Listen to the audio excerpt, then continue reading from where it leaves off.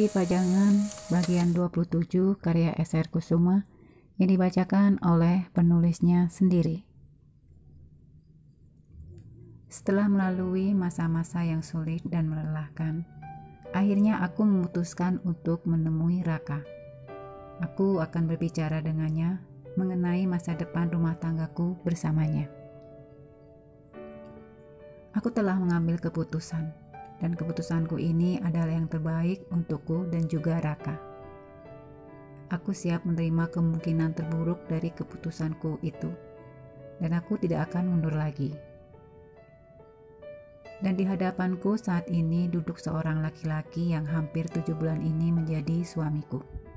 Wajahnya terlihat kusut, bahkan ia tidak mencukur bulu halus yang mulai tumbuh di wajahnya. Penampilannya yang dulu selalu modis dan rapi tidak lagi terlihat hari itu. Kepalanya lebih banyak tertunduk, seolah-olah tak sanggup menatap sorot mataku yang tajam. Tidak mudah rasanya menerima kenyataan laki-laki di hadapanku ini adalah seseorang yang begitu tega melakukan sesuatu yang sangat buruk terhadapku. Karena selama ini dia aku kenal sebagai pribadi yang baik dan menyenangkan. Akan tetapi yang terlihat baik tidak selamanya baik, dan sebaliknya. Begitu juga dengan Raka. Di balik sikapnya yang manis dan ramah, ternyata memiliki sisi gelap yang dapat menghancurkan siapa saja. Bukankah kamu ingin bicara? Mengapa diam saja? Tegurku melihat Raka seperti kehilangan kata-kata saat berhadapan denganku. Aira, entahlah bagaimana aku harus minta maaf kepadamu. Kesalahanku ini bahkan mungkin terlalu besar untuk kamu maafkan, kata Raka gugup. Aku sudah memaafkanmu, bahkan sebelum kamu minta, aku telah memaafkanmu dan juga Dama. Raka menganggukkan kepala. Sekali ia menghembuskan nafas panjang. Terima kasih Aira. Entah bagaimana aku harus menebus semua kesalahanku kepadamu. Aku diam. Namun begitu aku masih saja menatap wajah Raka yang selalu saja terlihat gelisah. Kamu tidak perlu menebus apapun untuk kesalahanmu itu, karena aku pun tidak ingin kamu melakukan apapun untukku. Aira, aku melakukan semua itu karena terpaksa. Aku beranggapan dengan menikahimu akan menyembuhkanku, ucap Raka dengan wajah tertunduk. Aku tahu Raka sudah pasti merasa malu menghadapi kenyataan bahwa dirinya mempunyai masalah dengan perilaku seksnya. Hanya saja Raka terlalu egois hingga memaksakan kehendaknya untuk melakukan tindakan yang tidak hanya menyakiti dan melukai hatiku, akan tetapi ia juga mengubur harapan dan impianku. Aku tersenyum menyeringai. Dan apakah kamu sembuh? Tidak kan? Raka, untuk kamu ketahui, menikah tidak akan mengubah orientasi seksualmu, karena kamu akan tetap merasakan ketertarikan seksual terhadap pria lain. Pernikahan tidak akan menyembuhkan apapun, Raka. Justru hanya akan menimbulkan luka dan penderitaan. Tidak hanya untukku, tapi juga dirimu sendiri. Kataku berusaha memberi pengertian kepada pria di hadapanku itu bahwa anggapannya selama ini adalah salah. Kamu akan merasa frustasi karena tidak dapat melakukan kewajibanmu sebagai seorang suami. Apakah kamu merasa bahagia atau merasa lebih baik dengan menikah? Tidak kan? Dan tidak itu saja, Raka. Demi untuk menutupi kekuranganmu itu, kamu terlalu keras pada dirimu sendiri karena mematok standar sangat tinggi yang kerap tidak realistis dan memaksaku untuk memiliki usaha yang sama untuk mencapainya. Kamu tahu, itu melelahkan. Semua itu menimbulkan perasaan kurang nyaman dan membuat hubungan menjadi rumit. Bagaimana tidak, segala persepsi terasa berbeda karena kadar kesempurnaan yang kamu inginkan lebih tinggi dari apa yang sudah aku berikan selama ini. Dan aku tidak sanggup lagi. Raka terpekur mendengar kata-kataku. Ia bahkan tidak berusaha menyanggahnya. Ia hanya mendengarkan dengan wajah tertunduk lesu. sini aku tidak ingin menghakimimu. Aku hanya ingin kamu tahu, tindakanmu itu tidak dapat dibenarkan dan tidak bisa diterima apapun alasannya. Itu mengapa Sarah pergi. Raka tersentak. Sarah sudah menceritakan semua kepadaku. Lagi-lagi Raka tertunduk lesu. Sesekali ia terlihat menghembuskan nafas panjang. Sarah pergi dengan penuh amarah setelah mengetahui Raka menjalin asmara dengan adik perempuannya yang masih duduk di bangku SMA saat itu. Di belakang Sarah, mereka diam-diam menjalin hubungan. Hingga akhirnya Raka memutuskan secara sepihak tali percintaan dengan Jenny karena ia tidak mendapatkan apa yang ia inginkan. Jenny merasa sangat sedih karena ia benar-benar telah jatuh hati kepada Raka. Namun Raka justru mengabaikannya begitu saja dan menganggap Jenny belum pantas mendapatkan cintanya. Dengan dalih tidak ingin menyakiti hati Jenny, ia pergi berlalu membuat hati seorang gadis belia patah hati. Cinta Jenny yang begitu besar terhadap Raka membuat Jenny tidak dapat menerima kenyataan Raka telah memutuskan tali cinta dengannya. Jenny mengalami depresi yang membuat hidupnya hancur. Masa depan gadis belia itu dipertaruhkan karena cinta yang bertepuk sebelah tangan. Merasa adiknya dipermainkan oleh Raka, Sarah yang mengetahui Raka adalah seorang gay saat itu pun merasa marah dan tidak terima. Pertengkaran keduanya pun tidak dapat dihindari lagi. Hingga akhirnya Sarah memutuskan untuk pergi dengan membawa rasa marah dan kecewa yang teramat sangat kepada Raka. Namun Sarah tidak pernah menduga Raka akan mengulangi lagi perbuatan yang sama itu kepada sahabatnya. Raka tidak pernah belajar dari kesalahan dan justru masuk lagi ke lubang yang sama. Demi memuaskan egonya yang tinggi, Raka akan melakukan apapun, meski banyak hal baik dalam hidupnya yang menjadi taruhannya. Raka masih terdiam membisu. Oh iya, aku tidak punya banyak waktu. Aku hanya ingin memberitahumu mengenai keputusanku yang sudah aku ambil.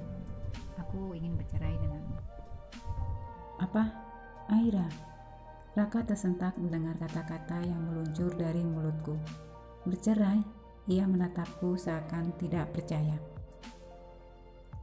Ya, bercerai. Itu adalah jalan yang terbaik, tidak hanya untukku, tapi juga untukmu. Karena dari awal kita berumah tangga, kita tidak mempunyai landasan yang kuat, terlalu banyak kebohongan. Tapi Aira, Raka, kita sudah melalui banyak hal. Aku bukannya tidak ingin mempertahankan rumah tangga ini. Aku sudah berusaha, namun akhirnya aku menyadari apa yang aku lakukan hanyalah sia-sia belaka. Aira, aku rasa semua yang aku katakan kepadamu cukup jelas untuk kamu mengerti. Jadi ya, keputusanku sudah bulat. Aku ingin berpisah darimu. Aira, tunggu dulu. Berpikirlah terlebih dahulu sebelum memutuskan sesuatu. 2 bulan cukup bagiku untuk berpikir, menimbang, dan memutuskan Raka. Dan aku sudah yakin atas keputusanku itu. Dan aku harap kamu bisa mengerti. Tapi Aira, bagaimana denganku? Bagaimana aku harus memberitahu dan menjelaskan semua kepada orang tuaku? Bagaimana denganmu? Apakah kamu juga memikirkan tentang diriku? Balikku bertanya dengan nada tinggi. Dan lagi pun, bukankah sebelum kamu melakukan semua ini, kamu telah memikirkan baik dan buruknya, Kamu harus mempertanggungjawabkan apa yang telah kamu perbuat. Salah satunya adalah memberitahu dan menjelaskan kepada orang tuamu tentang perceraian ini. Aku hanya ingin masalah ini cepat selesai. Selanjutnya terserah kamu.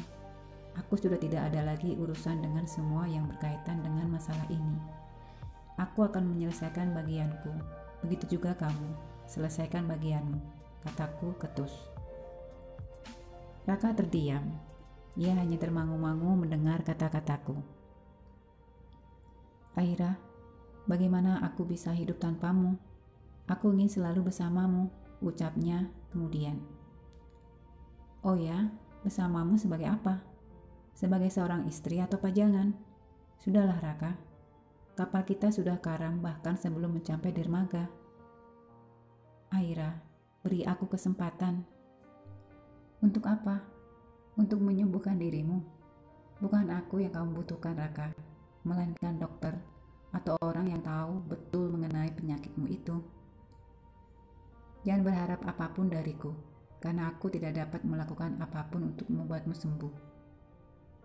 Bahkan pernikahan kita tidak dapat membantu kita berdua. Kita tidak akan mendapatkan apapun dari semua ini, Raka, sahutku dengan nada ketus, melihat Raka tak kunjung mengerti dengan keadaanku. Maaf, aku tetap pada keputusanku. Sekali lagi, aku tekankan kepada Raka. Raka terdiam. Ia hanya menatapku dengan sorot matanya yang sayu. Cukup lama ia menatapku dan akhirnya, baiklah Aira, kamu benar. Kapal kita sudah karam sebelum mencapai dermaga. Bahkan meski kapal itu berhasil diperbaiki sekalipun, itu tidak akan kuat untuk menghadapi ombak dan badai yang menerjang. Ujar Raka putus asa. Aku menerima semua keputusanmu. Mungkin ini adalah hukuman bagiku. Ini bukan hukuman Raka, dan aku sedang tidak menghukum siapapun. Raka menghela nafas panjang. Ia masih terlihat syok dengan keputusanku bercerai dengannya. Bagaimana dengan Dama? Tanyanya kemudian. Dama? Ada apa dengannya? Ia akan baik-baik saja. Aira, Dama tidak seperti yang kamu bayangkan. Akulah yang bersalah atas semua ini. Dama hanya apa? Ia tidak punya pilihan, Aira. Oh, begitukah? Aku tersenyum menyeringai. Aira, Dama mencintaimu. Ia mencintaimu bahkan jauh sebelum aku menyukaimu. Aira, aku sangat egois saat itu. Demi mendapatkan dirimu, Dama harus mengorbankan perasaannya kepadamu. Akulah yang menghancurkan harapan dan impiannya. Dama terpaksa menyetujui keinginanku untuk menikahimu dengan harapan aku akan menjadi pria sejati, ujar Raka. Meski aku tahu saat itu ia merasa hancur, namun ia tetap memberiku restu semata-mata karena ingin aku sembuh. Tapi pada kenyataannya aku tak hanya menghancurkan namun juga membuat lubang menganga di hati kedua orang yang selama ini teramat baik kepadaku. Aku terlalu iri kepadanya, Aira. Ia lebih segalanya dibanding diriku. Ia tidak hanya cerdas dan memiliki segudang prestasi, hingga ayahku merasa bangga kepadanya, tapi tidak untuk anaknya sendiri. Aku terdiam. Aku teringat kata-kata Sarah mengenai hubungan Dama dengan keluarga Raka. Damalah yang mendorongku untuk mencapai apa yang aku cita-citakan, yaitu menjadi CEO di perusahaan ayahku. Itulah ambisi terbesarku. Meski aku tahu ayahku lebih memilih Dama untuk jabatan itu, akan tetapi Dama menolaknya. Dan Damalah orang yang ingin sekali melihat aku sembuh dan kembali menjadi laki-laki normal. Ia menyimpan dengan rapat keadaanku yang sebenarnya kepada orang tuaku. Dan itu salah satu alasan mengapa kamu menikahiku, untuk menutupi kekuranganmu, iya kan? Tanyaku. Raka hanya mengembuskan nafas panjang. Aira, aku tidak tahu lagi harus berbuat apa, agar orang tuaku merasa bangga kepadaku. Kamu bisa melakukan hal-hal baik untuk membuat orang tuamu bangga kepadamu. Dengan menjadi anak yang berbakti kepada mereka, itu sudah menjadi kebanggaan tersendiri bagi orang tua manamu di dunia ini, ujarku dengan nada sinis. Bagaimana orang tuamu akan merasa bangga kepadamu, sedangkan kamu sendiri tidak berusaha mengubah dirimu menjadi lebih baik, Raka? Raka terdiam. Ya, aku tahu Aira. Selama ini aku hanya bisa memanfaatkan orang-orang di sekitarku untuk kepentinganku sendiri, ucap Raka selirih. Begitu banyak yang sudah aku pertaruhkan untuk semua itu, dan aku tahu mereka akan meninggalkanku cepat atau lambat, sambungnya lagi. Tapi Dama, ia telah begitu banyak berkorban untukku, Aira, dan dia tidak pantas menerima semua ini. Aira, aku tahu Dama jatuh hati kepadamu, namun ia tidak tahu cara mengungkapkannya. Aku yang selalu merasa iri kepadanya tidak menyia-nyiakan kesempatan untuk merebut dirimu darinya. Aku katakan kepadanya, aku mencintaimu dan akan menikahimu. Aku ingat saat itu Dama nyaris tidak dapat berkata-kata. Ia hanya diam. Namun begitu ia memberiku dukungan untuk menikahimu. Meski aku tahu hatinya sangat hancur. Entahlah bagaimana aku bisa merasa bahagia di atas penderitaan sahabatku sendiri. Aku seperti orang yang tidak memiliki hati dan perasaan. Suara Raka terdengar serak. Aira, aku ingin menebus semua kesalahanku dengan menyatukan kembali ikatan cinta kalian berdua. Dengan begitu, aku akan merasa tenang. Aku masih diam, tidak tahu harus berkata apa. Aku tahu Dama dalam posisi yang serba sulit. Tidak seharusnya aku membabi buta menyalahkannya atas perbuatan Raka. Tapi di sisi lain, aku merasa sangat kecewa kepadanya. Alih-alih memperjuangkan cintanya, dia justru menyerah sebelum melangkah. Aira, please, aku telah banyak melakukan kesalahan.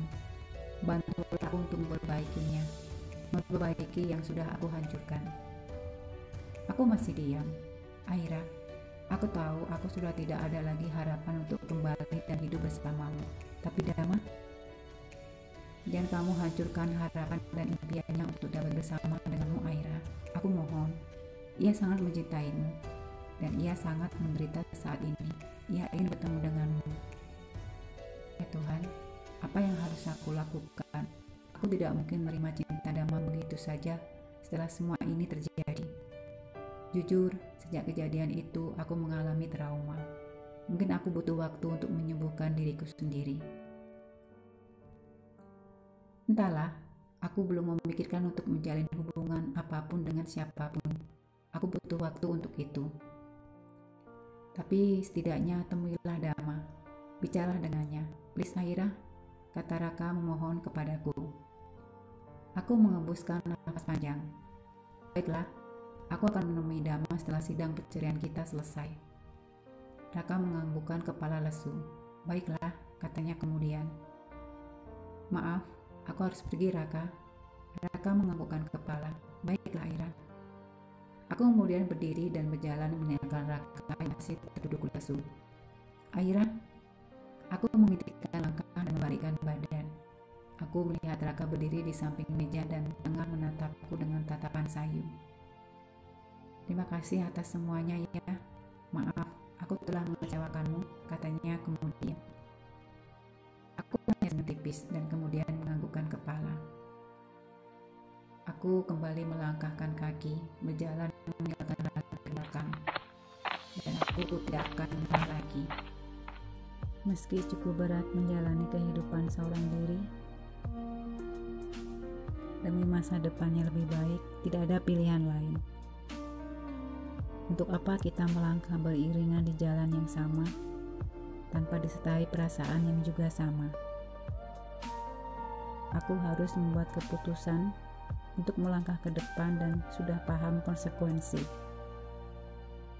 Rintangan pasti akan silih berganti, namun itu bukan masalah, karena aku telah memantapkan hati.